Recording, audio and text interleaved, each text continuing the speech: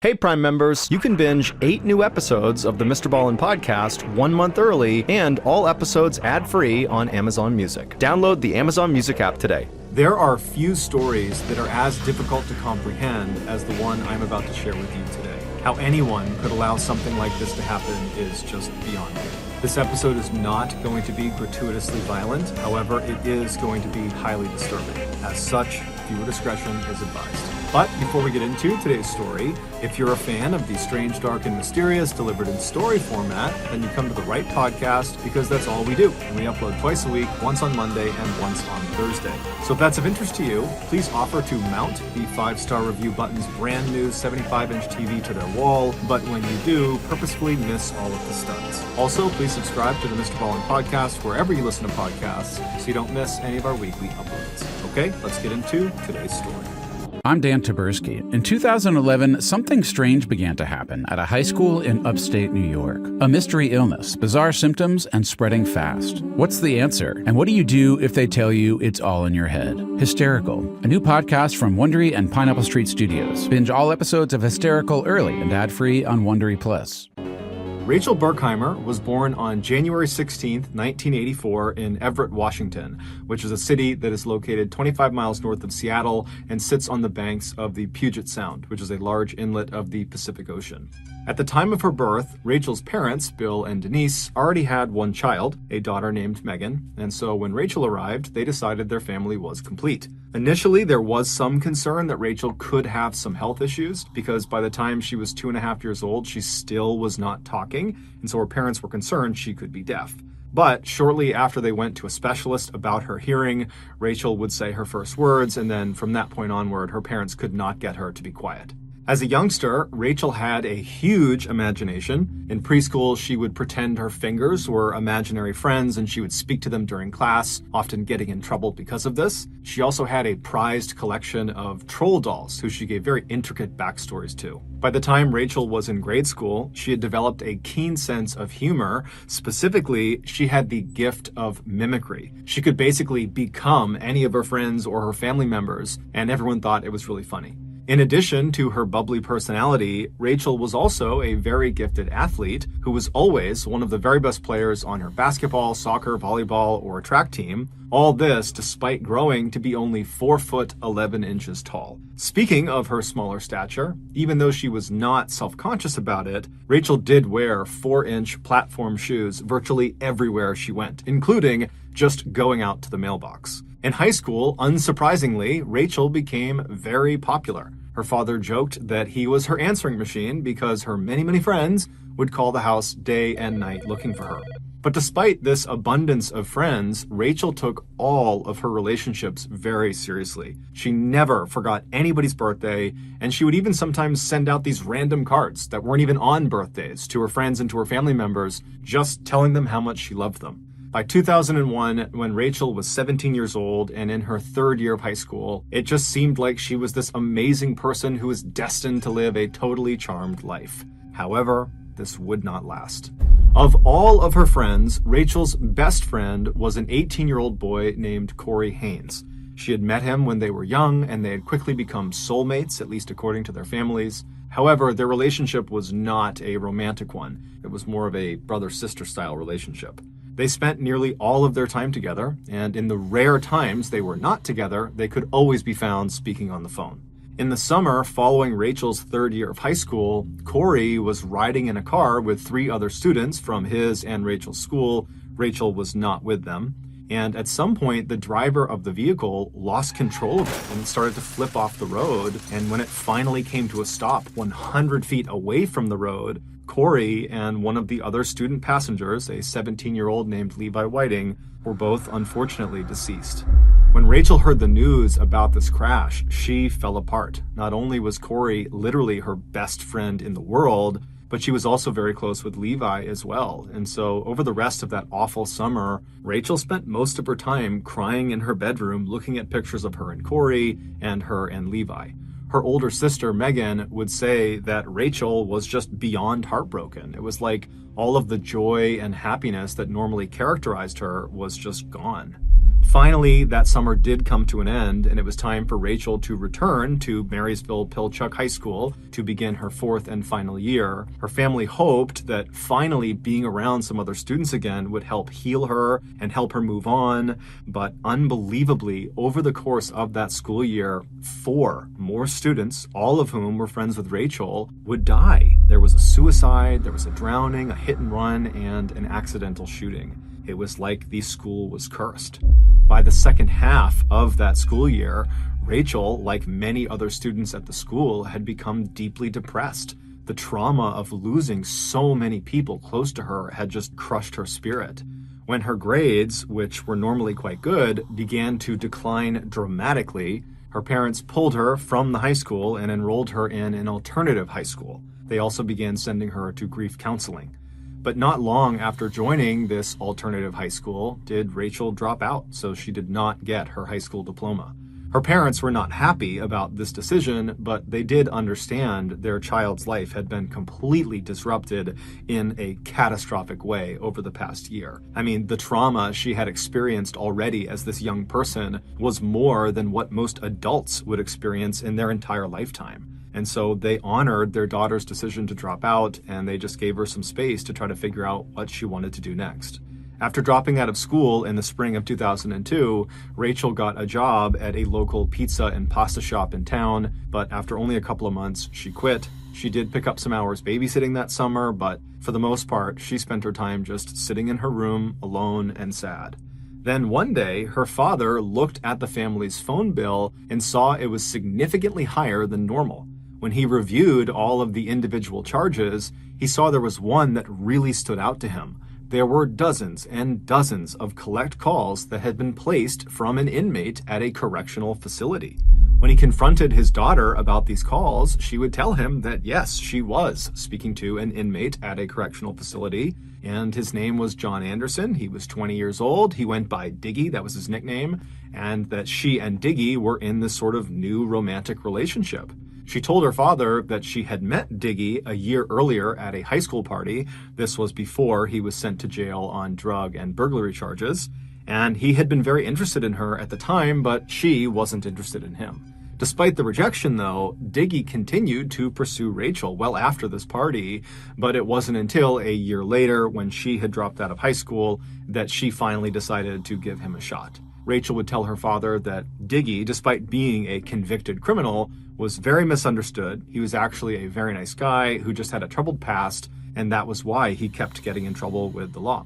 Her father did not approve and was very worried about his daughter, but he wanted to be supportive and felt like he didn't really know the whole situation, and so he just told her, please just be careful.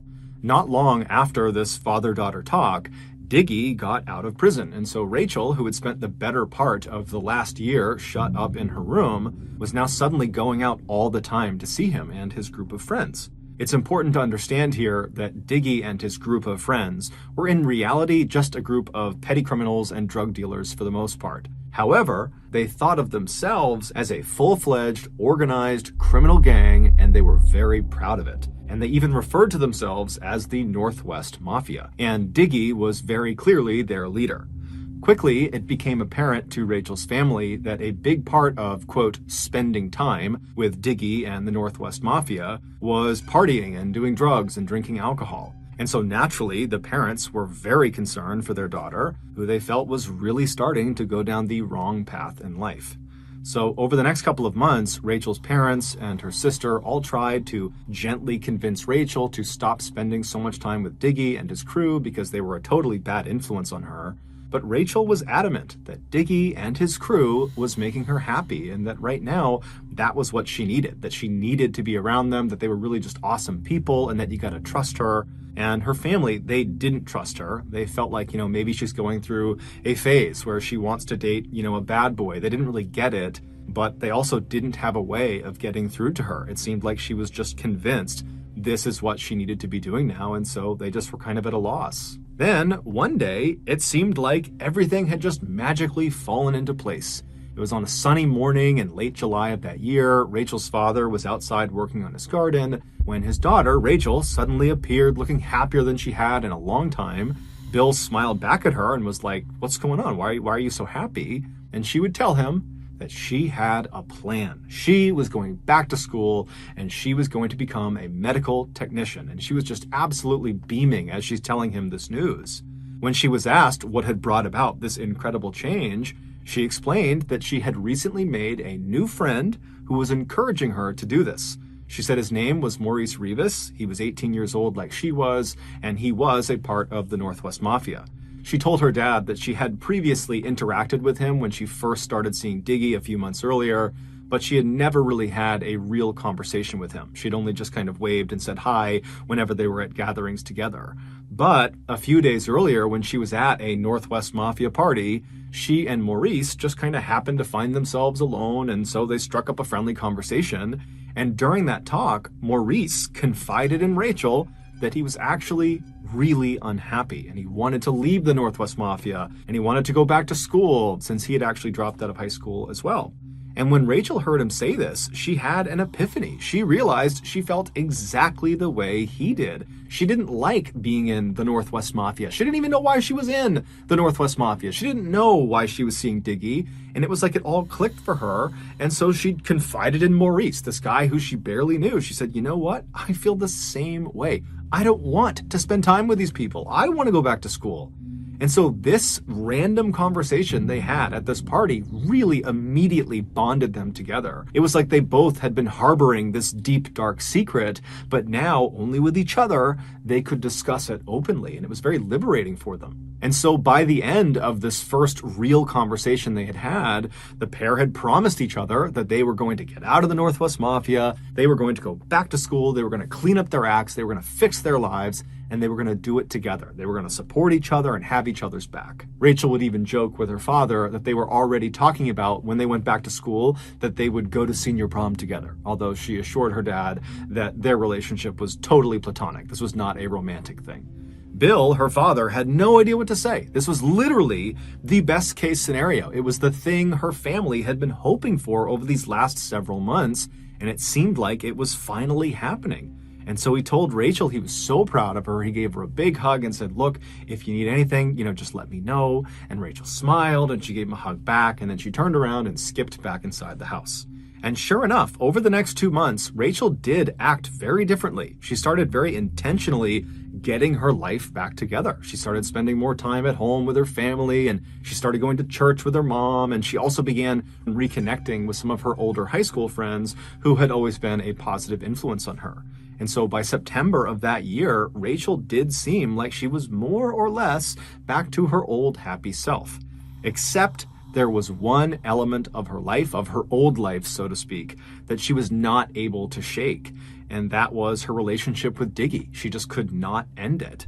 She had tried to, but apparently he didn't want to break up. And so they fell into this sort of weird on and off again relationship that kept Rachel periodically going back to these Northwest Mafia gatherings. Her family was obviously unhappy about this particular detail, but they did feel confident that given her recent changes, that she would eventually break it off for good with Diggy. And so until that happened, they were actually quietly grateful that her new friend Maurice was also still spending time with the Northwest Mafia.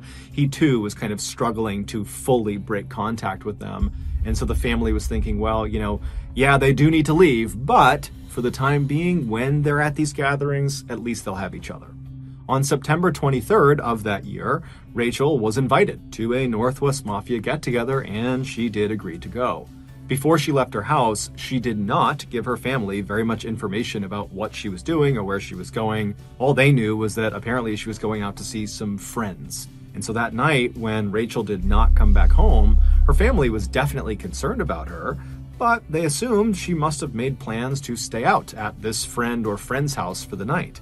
And since she didn't have a cell phone, they couldn't call her to confirm that, and so they just had to wait until the next day to see if she would show up again. But the next day arrived, and Rachel did not show up again, and when her family began calling around to her various friends' houses, both old and new, no one seemed to know where she was. For a couple of days, the family continued to call around town and even drove around town putting up posters, asking people to come forward if they had seen her, but there was no sign of her. And so finally, on September 27th, the family went to police and they officially reported Rachel missing. The police immediately jumped into action, sending out units to scour all corners of Everett, Washington, and the surrounding areas. They also began questioning virtually anyone who was even remotely affiliated with Rachel in hopes they might know something. But despite this really aggressive initial push by police, it led to nothing. Then, out of nowhere, someone very unexpected came forward and gave the police a huge tip. And this tip would ultimately lead police to discover the truly unbelievable story of what happened to Rachel. The following is that story. After leaving her house on the afternoon of September 23rd, the day she told her family she was going to see friends, Rachel made the short drive over to 16-year-old Nathan Lovelace's house. He was going to be the host for that evening's get-together with the Northwest Mafia. When she arrived, Nathan, along with Rachel's good friend Maurice and a 17-year-old named Matthew Durham, were sitting in the living room, and while they waited for more friends of theirs to arrive, Nathan's father suddenly came home. Apparently, he had gotten off work early. And so, not wanting to hang out around the prying eyes of a parent, the trio decided it would be better if they just left and spent their night at someone else's house. And so they made their way over to Kevin Jihad's house. Kevin was a 32-year-old and he owned his own place. When they arrived, they found Kevin, along with 22-year-olds John Whitaker and Jeffrey Barth, and 20-year-old Tony Williams, all sitting around in the living room, just kind of joking around. They're playing video games, they're drinking alcohol, and they're smoking marijuana. Rachel, along with Maurice, Nathan, and Matthew, just took up spots on the couch right near the entrance to the room, and before long, they were joking around and having a good time too. At 4 p.m., Rachel's on-again, off-again boyfriend, Diggy, stormed into Kevin's living room looking furious. Without warning, he punched two of the guys sitting nearest Rachel, and then he pulled out a gun and he began aiming it wildly around the room. And this instantly silenced the group because no one knew what he was on about. And Rachel, who's sitting right near the door, she does not want to be part of this, and she's thinking this has nothing to do with me, and so she decides she's going to get up and kind of slip out and let them deal with Diggy and whatever is going on in here. And so she stands up, trying to be as quiet and small as she can, and she begins edging towards the door. But in order to fully leave the living room and escape this situation, she would need to walk right past Diggy, who was standing in the doorway.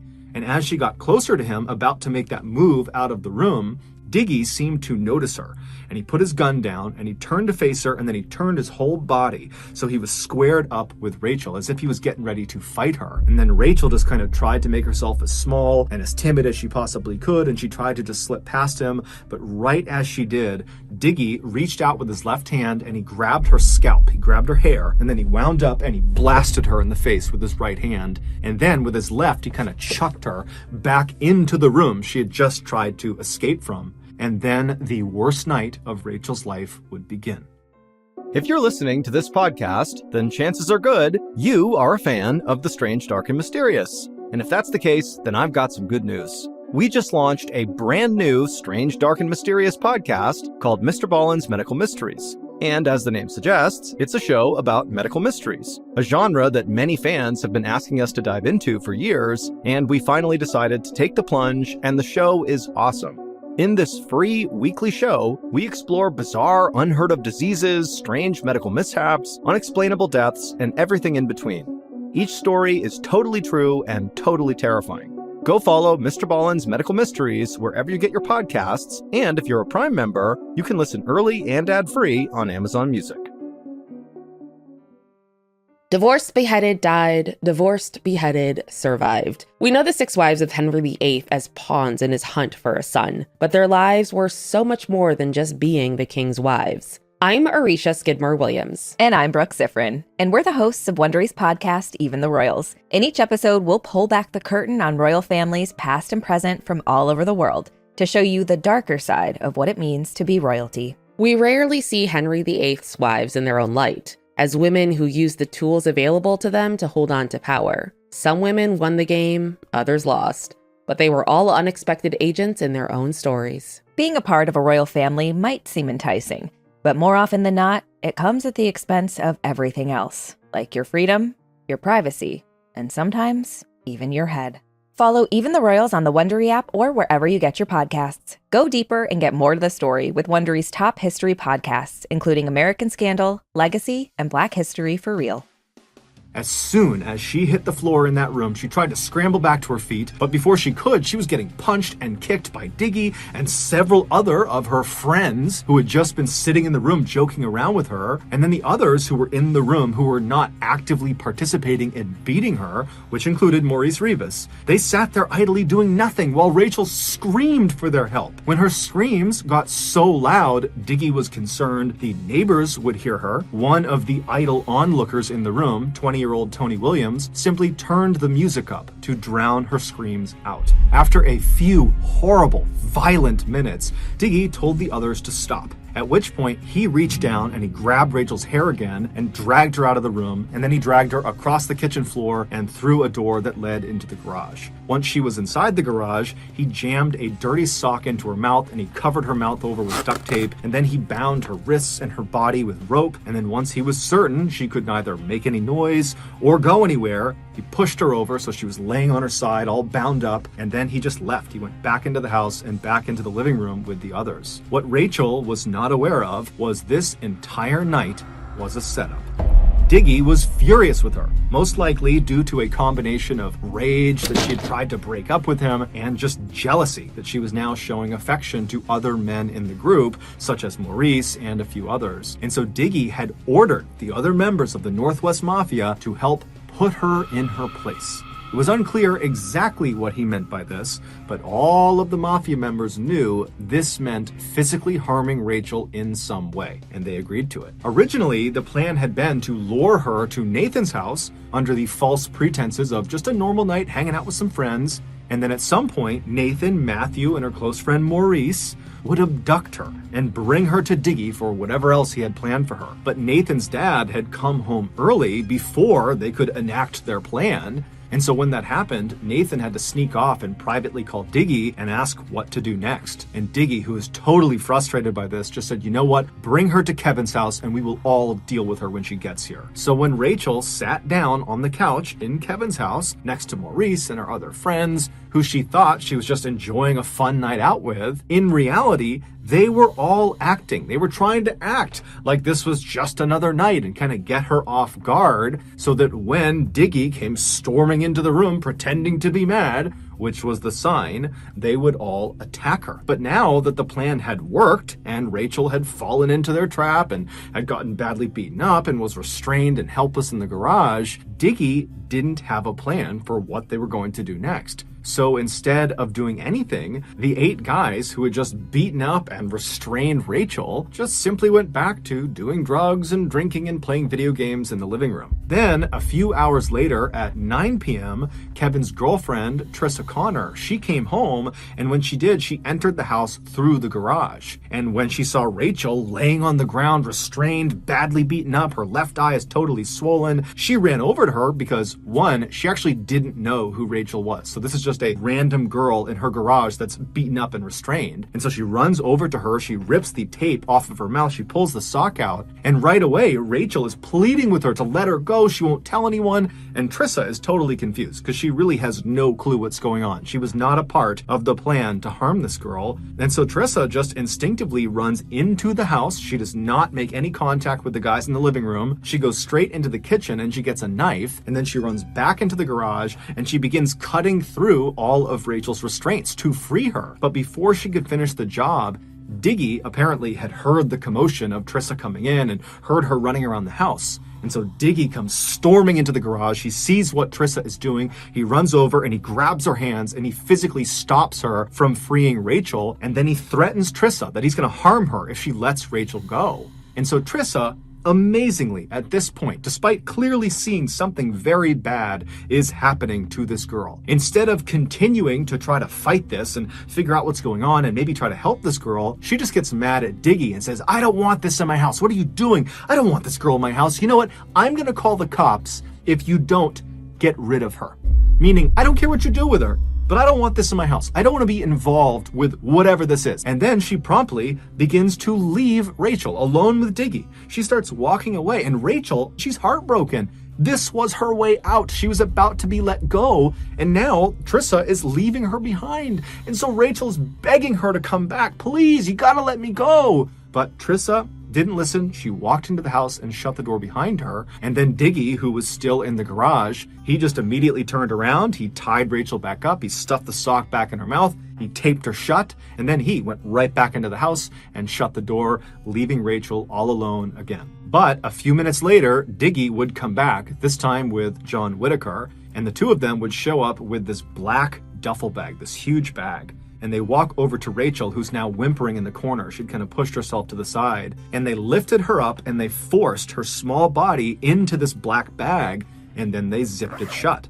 And while they did this, Matthew Durham, who had been in the living room, he had gone outside and gotten his red Jeep, and he had backed it up to the closed garage door. And then once Diggy and John had Rachel secured in this bag, they opened the garage door up and they put her in the back of the Jeep and they shut the Jeep's back door. And then Diggy ordered John, along with Matthew and Rachel's friend Maurice, who had just come outside, to just go drive around town with Rachel in the trunk until he, Diggy, figured out what they were going to do next. And so the trio hopped in the red Jeep and did what their leader told them to do. They began driving around Everett with Rachel in the trunk. And this whole time, Rachel could clearly hear anything that was said inside of the vehicle, but apparently during this initial drive around, the trio didn't talk. So it's unclear if she understood who was actually with her. But eventually, during this drive around, one of the three young men in the Jeep got a call from Diggy, who told them he had his plan, so come pick him up. At this point, the trio decide, for whatever reason, to just dump Rachel somewhere, basically stash her somewhere in her bag,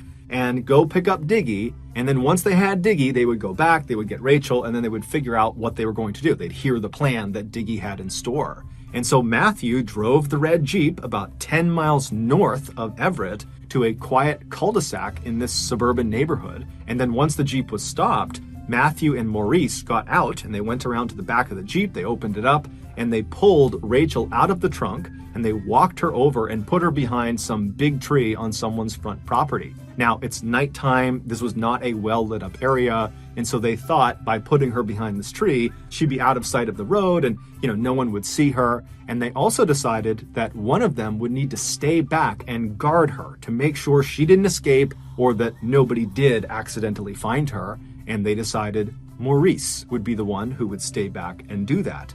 And so after Rachel has been planted behind this tree, Maurice made his way over and he sat down next to her. And then Matthew and John, they just drove off in the Jeep to go get Diggy. And so once the Jeep had driven off, Rachel, who could clearly hear their discussions and she could hear the Jeep pulling off, she knows she is now alone with her good friend Maurice. And so this is her opportunity to plead with him to help her. And so as soon as she hears that Jeep is gone, she starts screaming through her gag on her mouth to try to get his attention, and it worked. Maurice quickly unzipped the bag and pulled her gag off, but he didn't untie her. And right away, Rachel, she is so upset, she's frantic, and she says to Maurice, "They're gonna kill me if you don't get me out of here. You have to free me." And Maurice was just very nonchalant, and he said, "Yeah, I think you're making a big deal about this. You're going to be fine. Just go along with it. It's not a big deal." But Rachel couldn't believe what she was hearing. And so she's saying, "Maurice, don't you get it? They are going to kill me. This is the chance. Let me out. Save me. You're supposed to be my friend. Let me go." But Maurice just continued to do nothing. He just kept telling her it wasn't a big deal. She was blowing this up out of proportion. And then at some point, Rachel, after quite a bit of time had passed, and now she's thinking, Diggy and the others, they're going to be back soon. And so she says to Maurice, "You know what? If they're going to kill me, I just don't want to be drowned. I'm terrified of being drowned. At least make them shoot me. Make it quick." And at this, Maurice just doesn't say anything. And instead, he reaches down and he grabs the sock and he puts it in Rachel's mouth. He puts the tape over her mouth and then he presses her down into the bag and he zips it shut. And then he waits for Diggy and the others to come back. And sure enough, just a couple of minutes later, Matthew, John, and Diggy returned in the Jeep to the cul-de-sac. They got out and they lifted Rachel up inside of the bag and they brought her back over and put her in the trunk of the Jeep, which now contained 4 new shovels. And then once the trunk was shut, all 4 men piled inside as well. And then Diggy told Matthew to head out to a particular off-roading spot he was familiar with. It was about 30 miles to the northeast. And over the course of this hour-long drive, Rachel could hear everything being said inside of this Jeep. And she would have heard all the details of exactly what Diggy had planned for her. And so she knows what's going to happen to her, but she can't do anything about it. She's just bound in the back of this Jeep. And so around midnight, they reached their destination, this off-roading site, which was basically this thick forest at the foot of a mountain near a small pond. And once they parked, the men got out, leaving Rachel in the trunk with the trunk shut, and they began walking around the back of the vehicle and started looking on the ground until Diggy said he had found a spot that he really liked, and it was about 10 or 15 feet behind the vehicle. And so once this spot was identified, the men walked back to the Jeep, they opened up the trunk, and they left Rachel, but they pulled out their shovels. Diggy, John, and Matthew, they all took their shovels and walked to this designated spot on the ground, and they began digging, but Maurice didn't. He stayed back at the Jeep, standing right against the trunk with Rachel right behind him. So again, he has this opportunity where, in theory, he could help Rachel, but while she whimpered behind him and tried to get his attention and tried to get him to help her, he just ignored her, and he pulled out a cigarette and he began smoking, and he also had a soda that he was drinking. And so he's just standing there doing nothing. And at some point, Diggy looks up and notices this, and he yells at Maurice to come help them, get your shovel and start digging. And so Maurice, reluctantly, puts a cigarette out, throws his soda can away, and then he grabbed the last remaining shovel, and then he walked away from Rachel and the Jeep over to this site, and he began to dig as well. For the next 30 minutes or so, Rachel, who's still in the trunk is open, she's still in the bag, she's forced to listen to the sound of these 4 people dig what sounds like a very sizable hole. And then when they finally stopped digging, she heard them chuck their shovels aside and start walking back over to her. And when they reached her, they unzipped the bag and they pulled her out and they sat her down on the back of this Jeep. So she's kind of sitting, looking in the direction of this dig site. And as they begin cutting off her restraints and removing the tape from her mouth, she gets a clear view of what they had been digging, and she knows immediately what it is. They were digging her grave. After all the restraints and everything was off of her, Diggy ordered John to start taking all of her clothes and jewelry off. Rachel knew at this point she was about to die. There was nothing she could do to stop it. She was outnumbered. She was in the middle of nowhere. She would have been overpowered. So she knows she's going to die. And so she had nothing to lose. And so when John grabbed her and tried to rip her clothes off, she fought back aggressively. And she looks at Diggy and she says, "At least allow me the dignity of removing my clothes and jewelry myself." And so Diggy looks at her and he says, "Fine." And so all of the men back up. And then Rachel, in front of these 4 people who earlier that day she would have considered her friends, she began taking all of her clothes off. And then after she had removed all of her clothes and all of her jewelry, she left one ring on her hand, and she clutched it with her other hand, and she looked at Diggy and said, "Can I please just keep this one?" The ring she was holding on to was a ring that her good friend Corey Haynes had given her right before he was killed in that car accident. And Diggy just says, "No." And he reaches out and he literally pulls it off of her hand. And so standing there completely naked and alone and terrified, Rachel was then ordered by Diggy to start walking towards the grave. And so Rachel, with as much grace as she could muster, stood up straight, took a deep breath, and began walking. And then she finally reached the edge of the grave, at which point Diggy told her to walk down inside. And so Rachel very carefully turned around and lowered herself down into the grave. And then she stood up in the middle of the grave with her back to her attackers, at which point Diggy said, "Get on your knees." And so she did this, and as soon as she was down on her knees, she looked skyward and she pressed her hands together and put them right up against her chest, and she began praying. And as she's looking upward towards the sky, Diggy laughs at her and says, "Don't worry, you'll be up there soon." And then Diggy pulled his gun out, he aimed it at her back, and he began firing the gun. And he shot several times into the back of her head, into her back, and then his gun jammed, at which point he cleared the jam, he reloaded his gun, and then fired even more shots into her body. And then he put his gun away, and he, along with the other 3 men who had just witnessed this and participated in this, used their shovels to fill the hole back in, covering her up. Once she was buried, the men rounded up all of her things, along with the shovels and the murder weapon, and they chucked it into the nearby pond. Diggy made sure to crush the ring Rachel had said was so important to her before he threw it into the water. Then the men climbed back into the red Jeep, and they drove back to Everett. And on the ride, Diggy would tell them that if they told anyone about what they had just done, he would kill them too. But just a few days later, after Rachel had been reported missing, the mother of Jeffrey Barth. Jeffrey was someone who had been at Kevin Jihad's house on the night Rachel was abducted, and he also played a role in her capture. His mother, Jeffrey Barth's mother, behind his back, went to police and told them that she thought her son knew something about Rachel's disappearance. And so the police, they rushed to Jeffrey and they interviewed him, and he would quickly say, "Oh, I don't know anything, but you should talk to Matthew Durham." Matthew, if you remember, was the driver the night Rachel was killed. He also helped dig her grave and he witnessed her murder.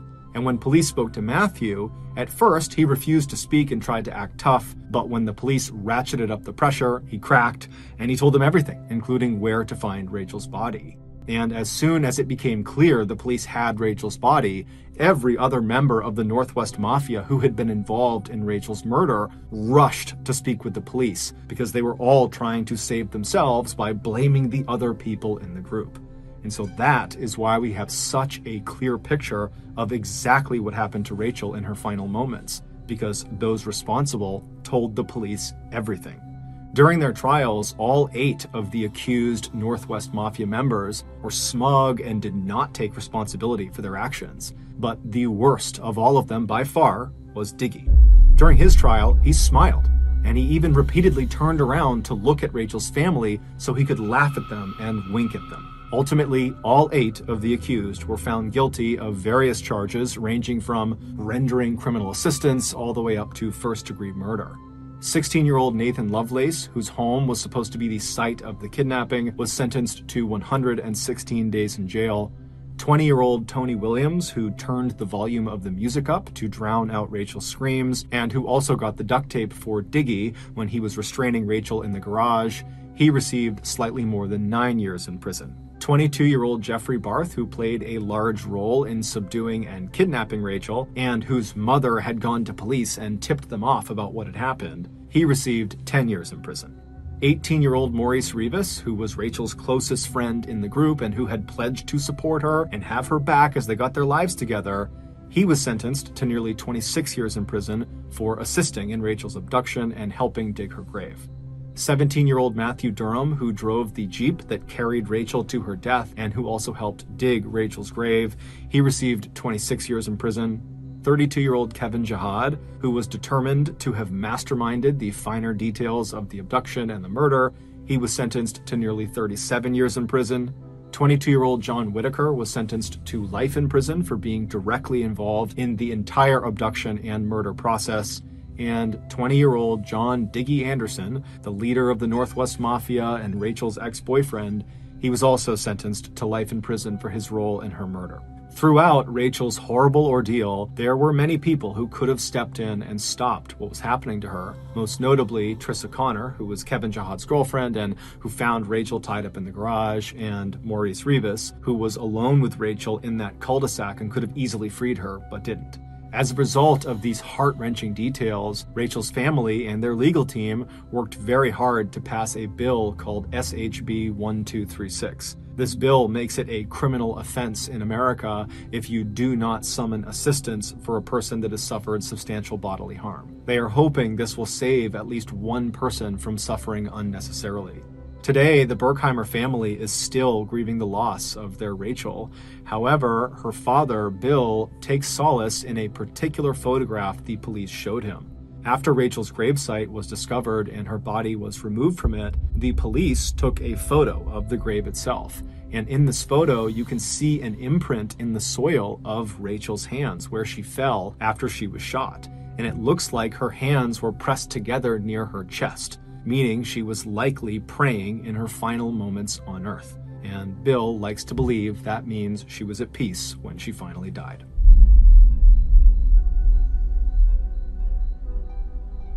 Thank you for listening to the MrBallen podcast. If you enjoyed this episode, please offer to hang the 5-star review button's new 75-inch TV on their wall, but purposefully miss all of the studs. Also, please subscribe to the MrBallen podcast on iTunes, Amazon, Spotify, and everywhere else you get your podcasts. This podcast airs every Monday and Thursday morning, but in the meantime, you can always watch one of the hundreds of stories I have posted on my YouTube channel, which is just called MrBallen. If you want to get in touch with me, you can direct message me on any major social media platform. My username on all of them is just MrBallen, and yes, I really do read the majority of my DMs. Lastly, we have some really cool merchandise, so head on over to shopmrballen.com to have a look. That's going to do it. I really appreciate your support. Until next time, see ya.